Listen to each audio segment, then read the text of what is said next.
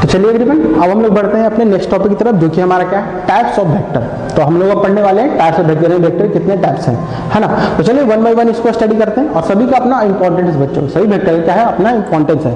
तो one by one जब हम स्टडी करते हैं तो सबसे पहले सबसे छोटा ले लेते हैं, है ना, इसको हम लोग बोलते हैं जीरो वेक्टर। क्या बोलते हैं बच्चों, जीरो वेक्टर। तो जीरो वेक्टर क्या कहलाता है, तो जीरो वेक्टर हमारा वैसा वेक्टर है जिसका मैग्नीट्यूड जीरो हो। जीरो वेक्टर हमारा वैसा वेक्टर है जिसका मैग्नीट्यूड क्या हो, जीरो हो। यानी कि मैग्नीट्यूड जीरो कहने का मतलब क्या है कि अगर ये हमारा वेक्टर है तो इसका मैग्नीट्यूड अगर जीरो आ गया तो हमारा क्या हो गया, जीरो वेक्टर हो गया। तो फिर हम इसको ये भी बोल सकते हैं कि दे have same initial and terminal point.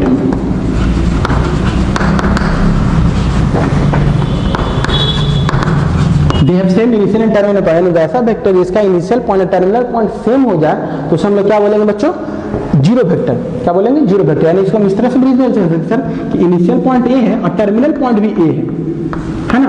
Initial point A है और टर्मिनल पॉइंट भी ए, इसको हम लोग क्या बोलेंगे, जीरो वेक्टर बोलेंगे। कोई दिक्कत यहाँ पे नहीं है।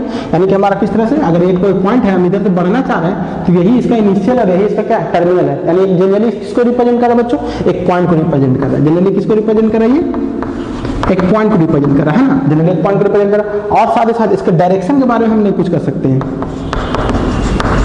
इसका जो डायरेक्शन होगा अनडिफाइंड होगा, इसको हम लोग डिफाइन नहीं कर सकते, क्योंकि किसी भी तरह से हो सकता है इसका डायरेक्शन। जब मैग्नीट्यूड नहीं है, जब मैग्नीट्यूड नहीं तो डायरेक्शन लोग कैसे डिफाइन करेंगे, हम कैसे कहेंगे 5 मीटर नॉर्थ की तरफ जाना है, तो 5 मीटर नॉर्थ की तरफ हम क्यों बोल रहे हैं, नॉर्थ की तरफ जाना कितने मीटर, 5 मीटर, तो 5 हमारा डायरेक्ट मैग्नीट्यूड है तब तो हम नॉर्थ की तरफ बढ़ेंगे। यानी पहले आपको क्या जरूरी है, पहले आपको मैग्नीट्यूड जरूरी है। हमें 5 किलोमीटर जाना है तो 5 किलोमीटर आ गया ना पहले, अब किसके तरफ, डायरेक्शन उसके बाद पता करना है। यानी कि आपको मैग्नीट्यूड रहेगा तब डायरेक्शन की बात कर सकते हैं, जब मैग्नीट्यूड है ही नहीं तो डायरेक्शन कहां से बात करेंगे, तो डायरेक्शन इसका डिफाइंड नहीं है। तो हमारा जीरो वेक्टर हमारा कैसा वेक्टर हो गया कि अगर मैग्नीट्यूड जीरो हो जाए, यानी कि मैग्नीट्यूड यहाँ पे आप एक डिफाइंड और लिख सकते हैं, the vector whose magnitude is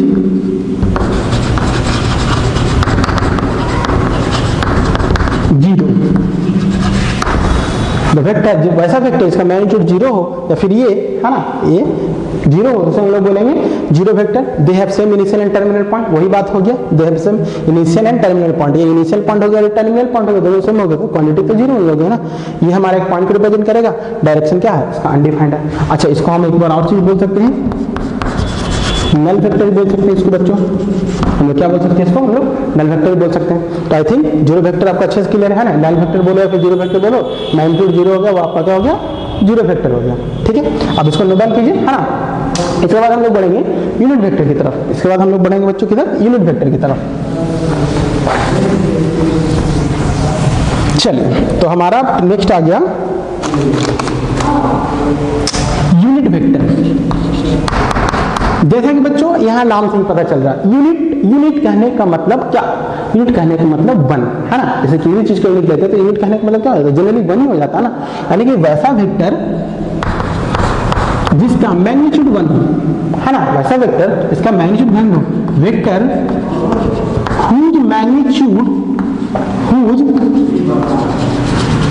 magnitude is equal to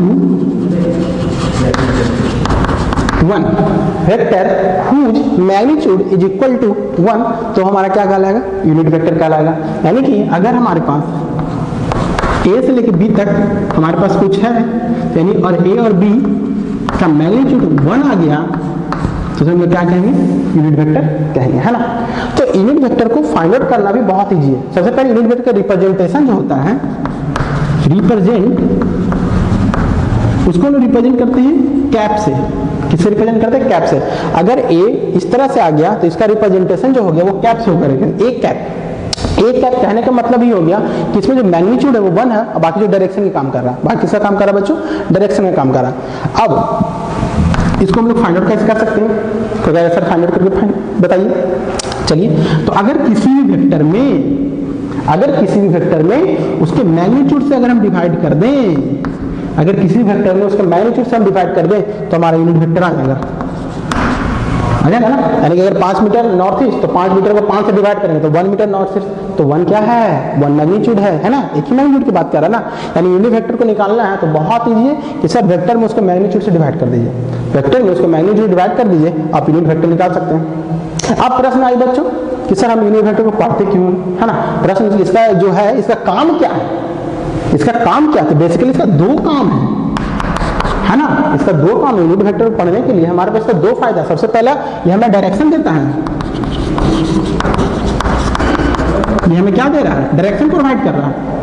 ये हमें क्या कर रहा है, डायरेक्शन प्रोवाइड कर रहा है। वो मैग्नीट्यूड का मतलब नहीं है, डायरेक्शन कैसे प्रोवाइड करेगा, जैसे ए वेक्टर है, यानी ए वेक्टर ए यूनिट है ना, ए यूनिट है, तो ए यूनिट कहने का मतलब है कि एक इसके डायरेक्शन में जाना है, हमें क्या करना है, इसके डायरेक्शन में जाना है। जैसे हमको क्या बोलेगा कि एक वेक्टर दिया हुआ है, इसमें 5 यूनिट लेना है, तो 5 यूनिट लेना कहने का मतलब क्या है, एक ये हमारा वेक्टर दिया हुआ था इस तरह से इतना, अब इसका 5 यूनिट लेना, तो 5 यूनिट लेना तो 5 यूनिट हो गया, तब इसको 5 टाइम ले लो, 1 2 3 4 5, 1 2 3 4 5, तो ये हो गया आपका 5 यूनिट वेक्टर है ना। यानी अभी किसी भी वेक्टर को निकालना है तो उसमें उतना मल्टीप्लाई कर उतना यूनिट का वेक्टर हो गया, 5 यूनिट 5 मल्टीप्लाई कर दिए तो 5 यूनिट का वेक्टर हो गया। लेकिन फिर यहाँ पे ये क्या कहलाएगा, यूनिट वेक्टर नहीं कहलाएगा, फिर ये वेक्टर कहलाएगा जिसका यूनिट क्या है, जिसका मैग्नीट्यूड क्या है 5। तो सबसे पहले इसका काम आ गया कि सर ये हमें डायरेक्शन प्रोवाइड कर रहा है, क्या प्रोवाइड कर रहा है, डायरेक्शन प्रोवाइड कर रहा है। जैसे हम लोग आगे बढ़ेंगे तो हम लोग यहाँ पे पढ़ेंगे एक्स वाई जेड का जो भी है, तो जैसे ये हमारा आई रिप्रेजेंट कर रहा है, तो ये एक यूनिट को रिप्रेजेंट कर रहा है, तो एक यूनिट आई हमारा इस डायरेक्शन में रिप्रेजेंट कर रहा है, किस डायरेक्शन में रिप्रेजेंट कर रहा है वो पढ़ेंगे। ये हमारा यूनिट वेक्टर ही होता है, आई जे के हमारा क्या होता है, यूनिट वेक्टर ही होता है, तो किस डायरेक्शन में होता वो पढ़ना है। यानी ये बेसिकली क्या दे रहा है, एक तो हमारा डायरेक्शन प्रोवाइड कर रहा है, दूसरा क्या प्रोवाइड करता है, दूसरा हम बता देते हैं आपको, ये पे लिख लेना ज्यादा अच्छा रहेगा। दूसरा प्रोवाइड करना, अगर इसको कंसीडर करो तो अगर सर किसी भी चीज का वेक्टर निकालना है, यानी वेक्टर हमको फाइंड आउट करना है, तो उसके यूनिट वेक्टर में उसका मैग्नीट्यूड मल्टीप्लाई कर दीजिए, मैग्नीट्यूड मल्टीप्लाई कर दीजिए यूनिट वेक्टर में। अगर यूनिट वेक्टर में मैग्नीट्यूड मल्टीप्लाई करते हैं तब वो हमारा क्या होता है, वेक्टर कहलाया जाता है। यानी ये आपका दे दिया क्या, ये आपका दे दिया मैग्नीट्यूड और ये आपका क्या दे दिया, डायरेक्शन। तो बात तो यही होगी ना, घूम फिर के बात तो यही होगी कि डायरेक्शन ही हमारा दे रहा, क्या दे रहा है हमारा डायरेक्शन, क्या दे रहा है यूनिट वेक्टर, क्या दे रहा है हमारा डायरेक्शन दे रहा है। तो डायरेक्शन दे रहा है तो मैग्नीट्यूड यूनिट डायरेक्शन हमारा वेक्टर कहलाएगा, है ना। तो वेक्टर हमारा दो चीज बना हुआ है, मैग्नीट्यूड और डायरेक्शन, और यूनिट वेक्टर हमारा क्या डिफाइन करके देता है, हमको डायरेक्शन बताता है कि किस डायरेक्शन में ये काम हो रहा है। तो I think unit vector clear है। तो यूनिट वेक्टर का सबसे पहले यूनिट वेक्टर किसे कहते हैं कि सर जिसका मैग्नीट्यूड 1 के बराबर हो वो यूनिट वेक्टर है। सर इसका काम क्या है, तो सर इसे हमें डायरेक्शन प्रोवाइड करता है। कैसे डायरेक्शन प्रोवाइड करता है, तो इस प्रकार से डायरेक्शन प्रोवाइड करता है कि सर अगर उसके हम वेक्टर क्वांटिटी को उसके मैग्नीट्यूड डिवाइड करते हैं तो सिर्फ बचेगा उसके पास क्या, डायरेक्शन बचेगा कि इस डायरेक्शन में काम कर रहा है, वो किस डायरेक्शन में काम कर रहा है, जो भी डायरेक्शन है, नॉर्थ ईस्ट डायरेक्शन है, वेस्ट डायरेक्शन है, मीटर पर सेकंड स्क्वायर, जो भी डायरेक्शन है उस डायरेक्शन में काम कर रहा है। अब उस डायरेक्शन में जितना एम्पलीट्यूड हमको मल्टीप्लाई करना है, जितना मैग्नीट्यूड मल्टीप्लाई करना है, मल्टीप्लाई करके फिर से हम वेक्टर प्राप्त कर सकते हैं। तो ये हमारा हो गया बच्चों क्या, यूनिट वेक्टर, है ना।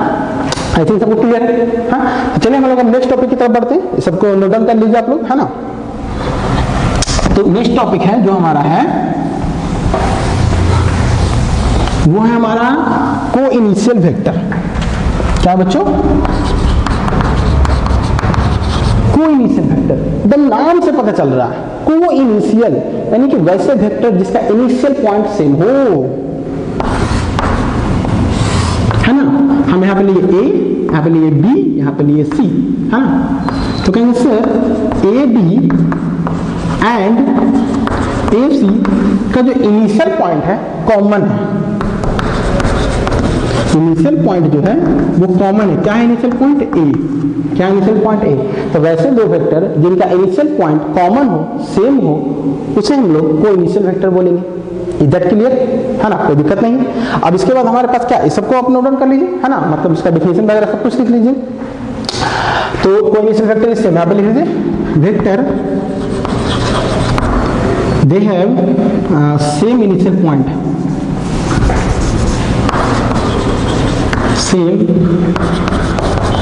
वेक्टर whose, ऐसे लिखिए, whose initial point is same या फिर common, is called coinitial point, coinitial vector. कोई दिक्कत है, vector whose initial point is common then called it is coinitial vector. ठीक है,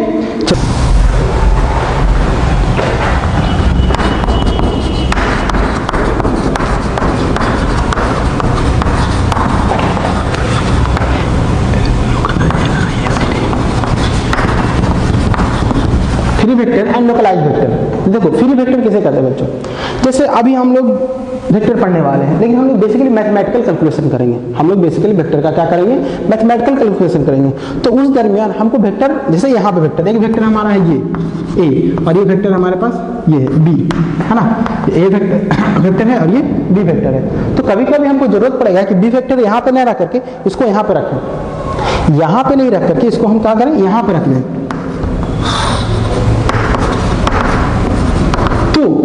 हम इसको फ्री वेक्टर को इस तरह से डिफाइन कर सकते हैं, ये हमारा फ्री वेक्टर कहला गया। यानी जिस वेक्टर को हम उठा करके इधर उधर प्लेस कर सकते हैं बिना उसके डायरेक्शन और उसके मैग्नीट्यूड, ना डायरेक्शन चेंज करना है ना मैग्नीट्यूड चेंज करना है, ध्यान रखने बात, ना डायरेक्शन चेंज करना है ना मैग्नीट्यूड चेंज करना है। यानी किसी वेक्टर को अगर उठा करके इधर उधर प्लेस कर दे, इसके दरमियान उसका ना डायरेक्शन चेंज करना है ना मैग्नीट्यूड करना है, तब वो अगर सेम फिजिकल इफेक्ट दे रहा है, सेम इफेक्ट दे रहा है, तब उसको हम लोग बोलेंगे फ्री वेक्टर। तब उसको हम लोग क्या बोलेंगे, फ्री वेक्टर। नहीं तो वो क्या कहला जाएगा, लोकलाइज वेक्टर। फिर से बात को समझिए, हम फिर समझा रहे हैं। यदि कोई वेक्टर को अगर हम यहाँ से उठा करके यहाँ पे रख दिए, तो जो काम वो यहाँ पे कर रहा था, जो फिजिकल इफेक्ट वो यहाँ पे दे रहा था, जो वैल्यू उसका यहाँ पे था, वही वैल्यू अगर उसका यहाँ पे है, यानी इसको यहाँ से उठाने के, यहाँ से उठा करके यहाँ रखने पे बी वेक्टर में कोई अंतर नहीं पड़ा, कोई फर्क नहीं पड़ा, तब ये हमारा क्या कहलाएगा, फ्री वेक्टर कहलाएगा। यानी फ्री वेक्टर वैसे वेक्टर होते हैं, एक लाइन में बोलना चाहेंगे हम कि फ्री वेक्टर वैसे वेक्टर होते हैं जिसको कैलकुलेशन के दौरान हम उस किसी भी पॉइंट से या किसी प्लेन से उठा करके यहाँ से वहाँ उसको शिफ्ट कर सकते हैं, और शिफ्ट करने पे उसका फिजिकल इफेक्ट चेंज नहीं हो रहा, फिजिकल इफेक्ट चेंज नहीं हो रहा, ना तो उसका मैग्नीट्यूड चेंज हो रहा, नहीं तो उसका डायरेक्शन चेंज हो रहा, तब वो कहलाएगा फ्री वेक्टर। और यदि इस वेक्टर को उठा के यहाँ पे हम रख दें और उसका फिजिकल स्पेस चेंज हो जाए, फिजिकल मीनिंग चेंज हो जाए, तब वो क्या कहलाएगा, लोकलाइज वेक्टर। यानी किसी वो लोकेशन पे डिपेंड कर रहा है। लोकलाइज मतलब लोकल, लोकल मतलब क्या, लोकेशन, कहाँ से आ गया, लोकेशन, यानी ये किसी लोकेशन पे डिपेंड कर रहा है, ये यहीं पे होगा ही। तो जब यहीं पे होगा, इसको हटा दिया तो इसका लोकेशन हट गया, घट गया, जब बदल गया, तब वो हमारा कहेगा लोकलाइज वेक्टर। और अगर किसी वेक्टर को हम लोग उठा करके यहाँ पर रख देते हैं जिसका उसका कोई भी फिजिकल इफेक्ट चेंज नहीं होता है, यानी मैग्नीट्यूड डायरेक्शन सेम रह जाता है, कोई फर्क उसको नहीं पड़ता है, तब वो हमारा क्या कहलाएगा, फ्री वेक्टर। और हम लोग मैथमेटिक्स में जो पढ़ेंगे इसको लोकलाइज वेक्टर के लिए नहीं पढ़ेंगे, हम लोग पढ़ेंगे फ्री वेक्टर का। हम लोग क्या पढ़ेंगे बच्चों, फ्री वेक्टर का ही पढ़ेंगे, क्योंकि हमें जरूरत है, हमें आवश्यकता पड़ेगी कि वेक्टर को उठा करके हमें यहाँ पर रखना पड़ेगा। जैसे पहला हम लोग ट्रायंगल लॉ ही पढ़ने वाले हैं, है ना। अगले लेक्चर में हम लोग ट्रायंगल लॉ पढ़ेंगे। तो एक डिस्प्लेसमेंट यहाँ हुआ, एक डिस्प्लेसमेंट हुआ, नेट डिस्प्लेसमेंट अगर हमें पता जाएगा कि नेट डिस्प्लेसमेंट कितना हुआ, तो हम इस वेक्टर को उठा करके हम यहाँ पर रखेंगे, तब ना टर्मिनल फिर कौन करेंगे, तभी ना हम कौन करेंगे, तो हम कैसे कौन कर पाएंगे। तो ये सब बच्चों हमारा क्या कहलाया जाता है, फ्री वेक्टर कहलाया जाता है। क्लियर है, यानी फ्री वेक्टर क्या हो गया और लोकलाइज वेक्टर क्या हो गया। आगे बढ़ते हैं, हाँ ना, चलो। एक टर्म है निगेटिव ऑफ ए वेक्टर। एक टर्म क्या है, बहुत अच्छा चीज है, निगेटिव ऑफ ए वेक्टर है ना। इसको यही पे हम लोग समझ लेते हैं, निगेटिव ऑफ ए वेक्टर।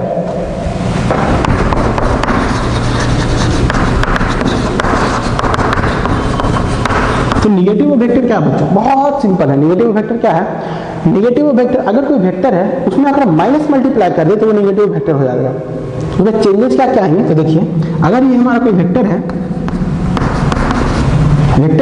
अगर इस वेक्टर में हम माइनस मल्टीप्लाई करते हैं, निगेटिव को ला देते हैं, तो हमारा ये बदल जाता है बी ए, ये यानी कि उल्टा हो जाता है। यानी डायरेक्शन क्या हो जाता है बच्चों, उल्टा। अगर ये हमारे पास वेक्टर है इसमें माइनस मल्टीप्लाई करते हैं, तो हमारा जो डायरेक्शन है वो उल्टा हो जाता है। वो डायरेक्शन क्या हो जाता है बच्चों, उल्टा हो जाता है। यानी कि बस एक लाइन समझना है कि सर किसी वेक्टर में नेगेटिव मल्टीप्लाई करने से उसका डायरेक्शन अपोजिट, डायरेक्शन क्या होता है बच्चों, अपोजिट, इस डायरेक्शन में जा रहा था जो इस डायरेक्शन में हो जाएगा।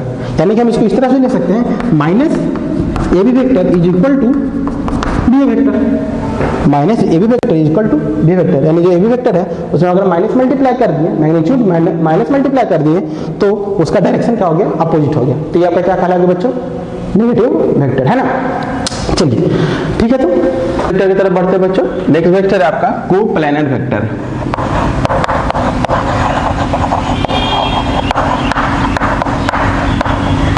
तो ये बहुत इजी है ना, बहुत सिंपल है, नाम ही से पता चल रहा है। कोप्लेनर, को का मतलब क्या होता है, सेम, है ना। को का मतलब होता है सेम, अब प्लेनर का मतलब क्या हो गया, प्लेन। यदि कोई भी वेक्टर जो सेम प्लेन में एग्जिस्ट करते हैं उसे हम लोग बोलते हैं कोप्लेनर वेक्टर।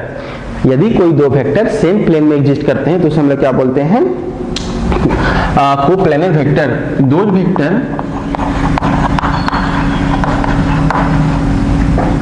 exist in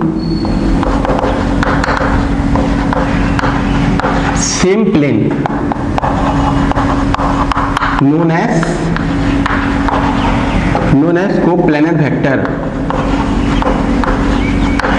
है ना। जो वेक्टर सेम प्लेन में एग्जिस्ट करते हैं उसे हम लोग बोलते हैं कोप्लेनर वेक्टर। जैसे एक दो प्लेन ले लेते हैं, तो सबसे अच्छा प्लेन आपके लिए क्या है, एक्स वाई का प्लेन। ये हो गया एक्स, ये हो गया वाई, है ना, कोऑर्डिनेट ज्योमेट्री की तरफ आ गया। तो यहाँ पर क्या हो गया, एक्स वाई का प्लेन। अगर एक्स वाई के प्लेन में ही दो या दो से अधिक वेक्टर लाइक कर रहे हैं, एक्स वाई के प्लेन में ही दो या दो से अधिक वेक्टर लाइक कर रहे हैं, तो उसको हम लोग क्या बोल सकते हैं, कोप्लेनर वेक्टर। तो बहुत सिंपल है बच्चों, एक ही प्लेन में जब दो या दो से अधिक वेक्टर एग्जिस्ट करते हैं तो उसे हम लोग बोलते हैं कोप्लेनर वेक्टर, है ना। तो चलिए बच्चों, हम लोग अब नेक्स्ट वेक्टर की तरफ बढ़ते हैं, है ना। तो नेक्स्ट वेक्टर एक है हमारा इक्वल वेक्टर। नेक्स्ट टॉपिक है वो हमारा क्या है बच्चों, इक्वल वेक्टर। तो इक्वल वेक्टर बच्चों तो एकदम नाम ही से स्पेसिफाई है। इक्वल कहने का मतलब क्या होगा, उसका सारा चीज इक्वल होगा, है ना, उसका सारा कुछ इक्वल होगा। दैट मीन्स उसका मैग्नीट्यूड भी इक्वल होगा, उसका डायरेक्शन भी इक्वल होगा, और साथ ही साथ वो सेम चीज को शो कर रहा होगा, है ना, सेम यूनिट को शो कर रहा होगा, यूनिट भी इक्वल होगा, है ना। तो हालांकि भी यहाँ पे यूनिट की बात नहीं करेंगे, आपको मेनली यहाँ पे दो चीज देखना है कि इक्वल वेक्टर आपका तभी होगा जब two vector have, if two vector have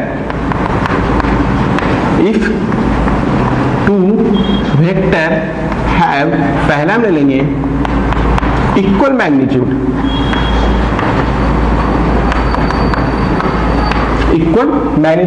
और दूसरा में हमारा क्या हो जाएगा, इक्वल डायरेक्शन, सेम डायरेक्शन। यहाँ पे सेम डायरेक्शन लिख देते हैं, है ना, सॉरी डायरेक्शन ना। तो अब यहाँ पे हो गया कि दो वेक्टर इक्वल वेक्टर तभी कहलाएगा जब उसका मैग्नीट्यूड क्या होगा, दोनों का इक्वल होगा, और दोनों का डायरेक्शन क्या होगा, सेम होगा। तो उसे हम क्या बोल सकते हैं, इक्वल वेक्टर बोल सकते हैं, है ना। अभी एक लाइन और अगर आप लिखना चाहें इसमें, तो एक सेम यूनिट हो सकता है ना, जो दोनों का यूनिट होगा उसे आपको क्या कहेंगे, सेम यूनिट होगा। यानी कि अगर हम एक वेक्टर यहाँ से यहाँ ये लिए,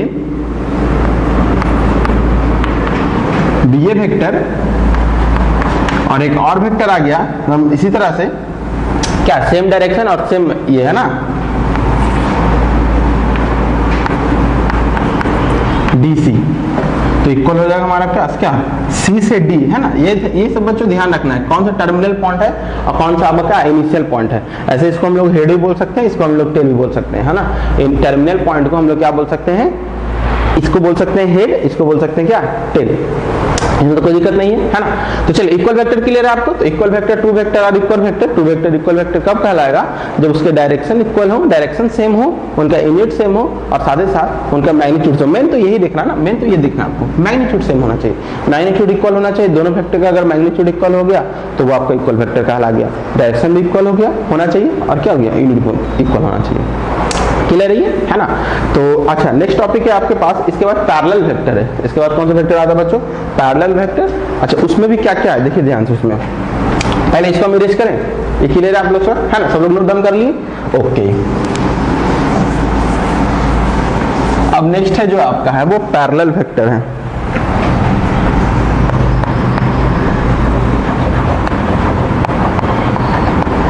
चलो बच्चों, इसी में हम दोनों टाइप को बता देते हैं, इसी में आपको हम दोनों टाइप का बताते हैं, पैरेलल और एंटी पैरेलल दोनों एक ही साथ करते हैं।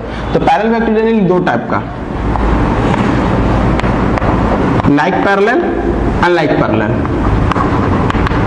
अब यहाँ से आपको तो कॉन्सेप्ट थोड़ा थोड़ा समझ में आ रहा होगा कि लाइक पैरेलल सर किसकी बात कर रहे हैं, कि लाइक पैरेलल बात कर रहे हैं अगर ये दोनों क्या हो रहा है, डायरेक्शन सेम हो रहा है। अनलाइक पैरेलल ये, है ना, दोनों का क्या हो रहा है बच्चों, अनलाइक पैरेलल ये हो रहा है। यानी कि अगर इसको हम डिफाइन करना चाहें तो इसको हम डिफाइन इस तरह से कर सकते हैं, यदि कोई दो वेक्टर के बीच का एंगल 0 डिग्री, बीच का एंगल कितना हो, 0 डिग्री हो।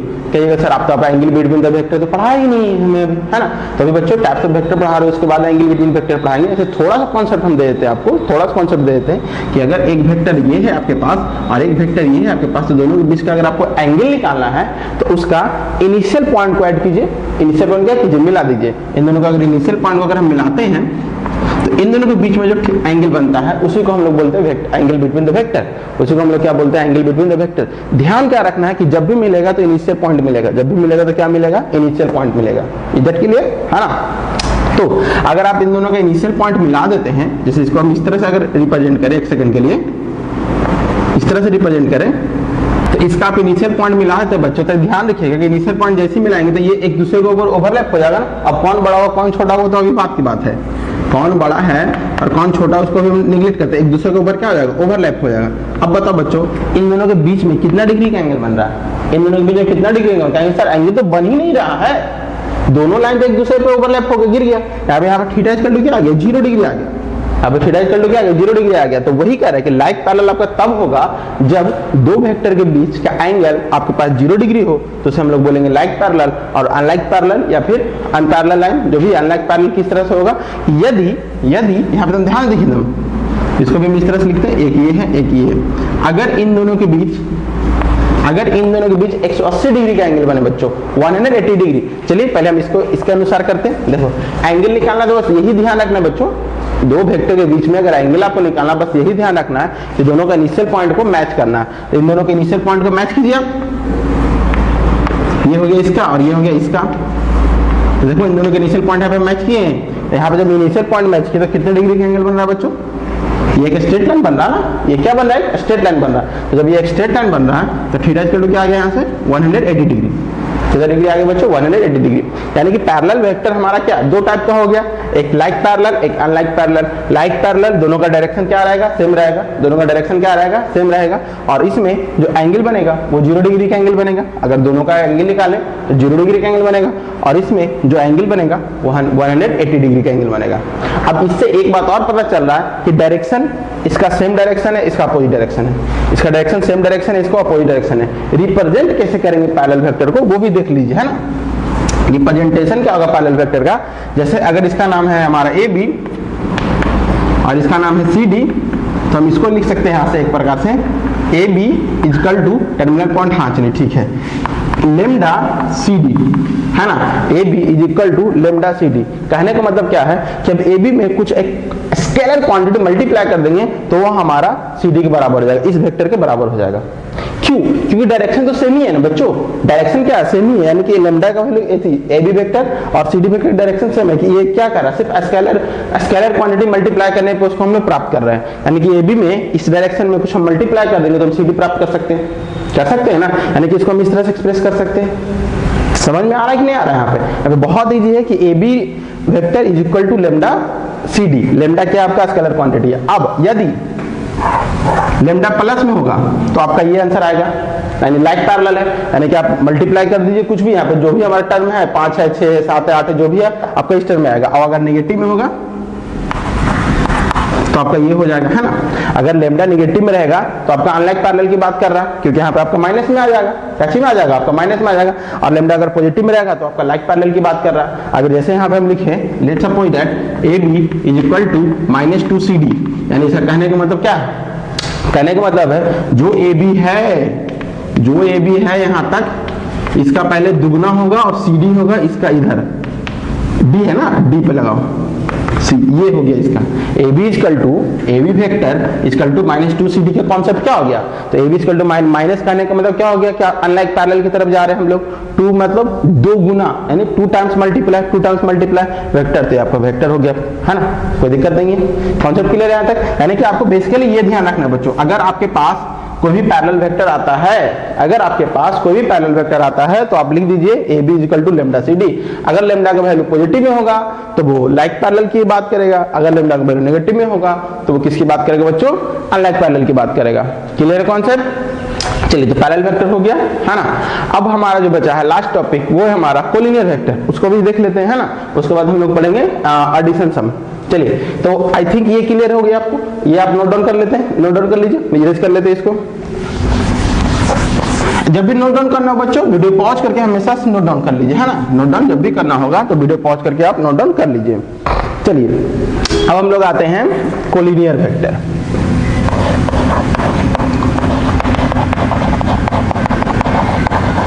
है ना। कोलिनियर वेक्टर क्या होता है बच्चों, कोलिनियर वेक्टर को समझिए क्या होता है कोलिनियर वेक्टर। तो कोलिनियर वेक्टर को दो तरह से हम लोग डिफाइन कर सकते हैं, है ना।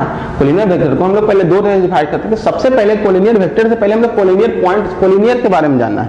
तो मैथमेटिक्स तो आप लोग पढ़ रहे हैं, है ना। तो मैथमेटिक्स में कोलिनियर पॉइंट का मतलब क्या होता है? मैथमेटिक्स में क्या सभी जगह कोलिनियर पॉइंट्स का मतलब क्या होता है? कोलिनियर का मतलब होता है एक लाइन में। कोलिनियर का मतलब क्या होता है बच्चों? एक लाइन में। एक लाइन में कहने का मतलब क्या? जैसे कोलिनियर पॉइंट्स, हाँ, A B C, A B C. तो अगर एक ही लाइन में 3 पॉइंट्स हो तो इसे हम लोग बोलते हैं कोलिनियर पॉइंट्स। अगर एक ही लाइन में 3 पॉइंट्स हो तो इसे हम लोग क्या बोलते हैं बच्चों? कोलिनियर पॉइंट्स बोलते हैं। अब यहाँ पे क्या है? कोलिनियर वेक्टर है। इसका मतलब ये एक स्ट्रेट लाइन होगा। इसका मतलब क्या? मतलब समझिए कि अगर 3 पॉइंट एक ही लाइन में होता है उसको कोलिनियर पॉइंट कहते हैं। और अगर 2 या 2 से अधिक वेक्टर एक ही लाइन में होगा, 2 या 2 से अधिक वेक्टर एक ही लाइन में होगा तो उसे कोलिनियर वेक्टर बोलेंगे। जैसे देखो, एक ए बी वेक्टर हो गया और एक C D B C vector हो गया। क्या ये दोनों कोलिनियर वेक्टर होगा? है ना, कोलिनियर वेक्टर होगा ना। ये हमेशा कोलिनियर वेक्टर है। यानी कि यहाँ पे हम ये कह सकते हैं, पहला डिफिनेशन ये कह सकते हैं कि terminal of the first vector to, लिखो ना, देखो ध्यान से, two vector are said to be collinear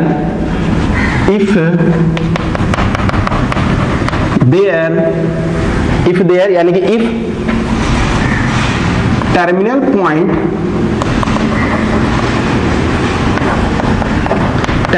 point of first vector is same as initial point of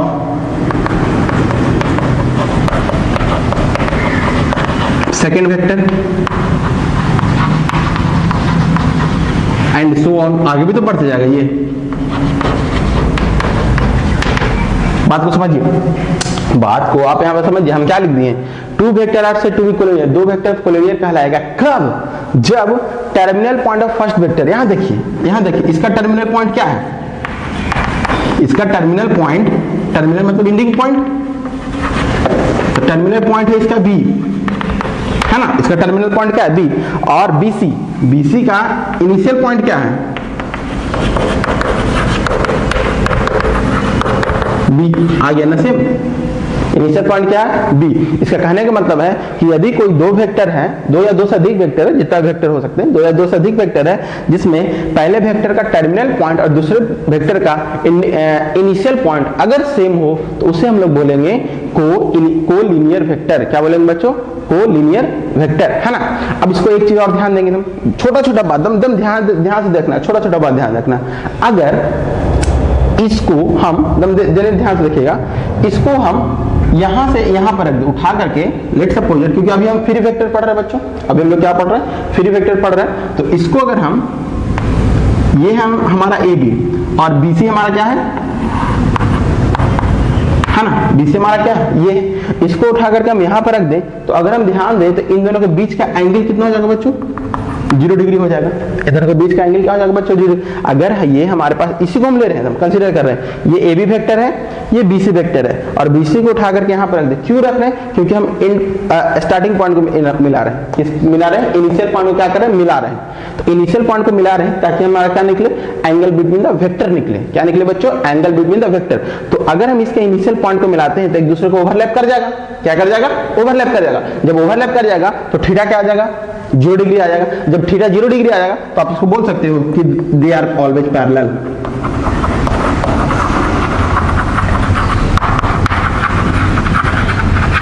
बोल सकते हो कि नहीं बोल सकते? They are always parallel. यानी कि एक कॉन्सेप्ट हमको और समझ में आ गया। अच्छा, जो कोलिनियर वेक्टर होंगे वो हमेशा पैरेलल होंगे। क्यों पैरेलल होंगे? सबसे पहले कोलिनियर वेक्टर कहते हैं किसे? वो हमें पता चल गया, है ना, कि एक का टर्मिनल पॉइंट एक का एंडिंग पॉइंट अगर सेम हो जाए तो कोलिनियर वेक्टर कहते हैं। चलिए अब इसको अलग अलग किए, तो ए बी हमारे पास हो गया और हमारा बी सी हो गया। अगर हम दोनों के इनिशियल पॉइंट को मिलाते हैं, इनिशियल पॉइंट को मिला इसलिए रहे हैं ताकि हम एंगल बिटवीन द वेक्टर पता करें। तो इनिशियल पॉइंट को मिलाते हैं तो हम पाते हैं ये कि दोनों ओवरलैप कर गया। ओवरलैप करने के कारण एंगल उसके बीच में क्या आ गया? 0 आ गया। अब जब एंगल 0 आ गया बच्चों, तो 0 आ गया, इसका मतलब हमारे पास क्या हो गया? एंगल 0। अभी हम पढ़े हैं पैरेलल वेक्टर, पढ़े ना अभी पैरेलल वेक्टर।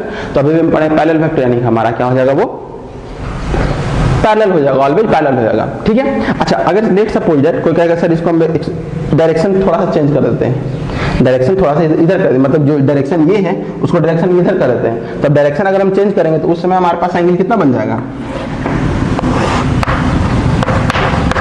उस समय हमारे पास एंगल जो बनेगा ये हमारा क्या हो गया C, ये हमारा B, तो उस समय जो एंगल बनेगा वो 180 डिग्री, तो वो आपका क्या कहला जाएगा, एंटी पैरेलल। ये आपका लाइक पैरेलल कहला जाएगा और ये आपका क्या कहला जाएगा, लाइक, और ये अनलाइक पैरेलल। लेकिन है तो पैरेलल ही ना। कोई दिक्कत है यहाँ पे बच्चों, है ना, कोई दिक्कत यहाँ पे नहीं होनी चाहिए, है ना। अगर इसको हम थोड़ा सा ये कर दे, डायरेक्शन चेंज कर दे, तो हमारे पास क्या आ जाएगा बच्चों, ये आ जाएगा। इसका मतलब क्या है, इन दोनों को अगर हम इसको यहाँ पे करें, अभी भी पढ़े, इसको उठा करके हम यहाँ पे रखेंगे तो एक लीनियर लाइन बनेगा। लीनियर लाइन का मतलब theta equal to 180 degree, 180 degree तो क्या अनलाइक पैरेलल हो गया। तो इससे हमारा दो चीज पता चला। इसका ऑब्जर्वेशन अगर हम निकालते हैं तो ऑब्जर्वेशन में हम देखते हैं, पहला ऑब्जर्वेशन कि कोलिनियर वेक्टर का अगर पहला ऑब्जर्वेशन कि they are always parallel, they are always parallel. और अगर हम दूसरा पॉइंट नोट करें तो दूसरा पॉइंट नोट कीजिएगा तो देखिए, अगर आप इसको इसके स्ट्रेट में लाइन में लाइएगा, चाहे इसको उठा करके आप यहां पे लाइएगा, कहीं भी लाइएगा, तो they always in same straight line,